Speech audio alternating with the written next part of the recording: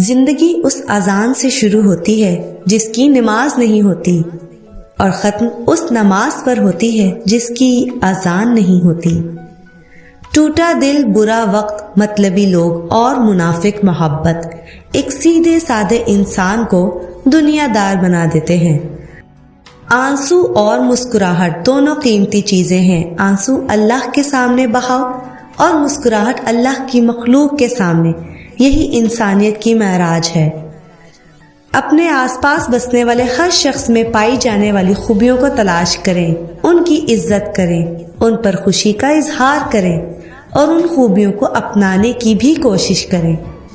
ضمیر سڑک پر لگے معلوماتی سائن بورڈ کی طرح ہوتا ہے جو راستہ اور سمت تو صحیح بتاتا ہے، مگر اس پر چلنے کے لیے آپ کو مجبور نہیں کرتا۔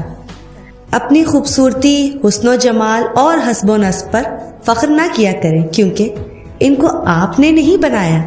فخر کرنا ہے تو اپنے اعلیٰ اخلاقی اقدار پہ کیجیے جس کو آپ نے اچھا بنایا ہے۔ انسان کی بہترین ساتھی اس کی صحت ہے۔ اگر اس کا ساتھ چھوٹ جائے تو انسان ہر رشتے کے لیے بوجھ بن جاتا ہے، لہٰذا اپنی صحت کا خیال رکھیں۔ میری ماں، جس کے پاس دنیا کی کوئی ڈگری نہیں، پھر بھی بنا کہے میرا ہر دکھ سمجھ لیتی ہے، جیسے کوئی وحی اترتی ہو ان پر۔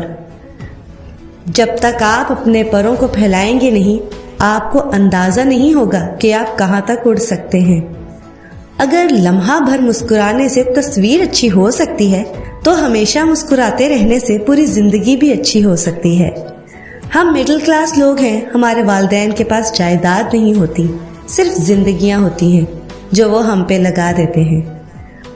وہ لوگ زندگی میں پرسکون رہتے ہیں جو پوری نہ ہونے والی خواہشوں سے زیادہ ان نعمتوں پر شکر کرتے ہیں جو انہیں اللہ نے عطا کی ہیں۔